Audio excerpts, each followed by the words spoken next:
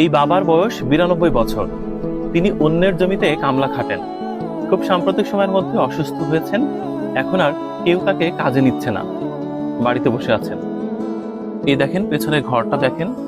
এই ঘরে স্বামী স্ত্রী দুজন বসবাস করেন। তাদের কোনো ছেলে সন্তান নেই। আমি বললাম, কেন কাজ করছেন না? তিনি বললেন, তাকে আর কেউ কাজে নিতে চায় না, কারণ তিনি কাজ করতে পারেন না। একসময় খুব ভালো কাজ করতে পারতেন।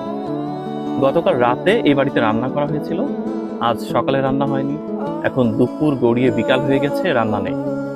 আমি বললাম যে কেন আপনারা এভাবে একবার মাত্র রান্না করেন? ওনারা বললেন, শুধুমাত্র রাতে রান্না করেন, তারপর সেই খাবারটা পরের দিন সারাদিন খান। আর কদিন আর কি মাথায় এখন মাথা ধরে আমরা রান্ধি, ছেলেবেলে দেয় একটু তাই খাই। আজ সকালেও রান্ধি, কাল রাত্রেও রান্ধি, এরম করে খাই। আর যদি একটা ছেলে থাকতো তাহলে তার এই সমস্যা হইতো না, সেই সব কিছু করতো।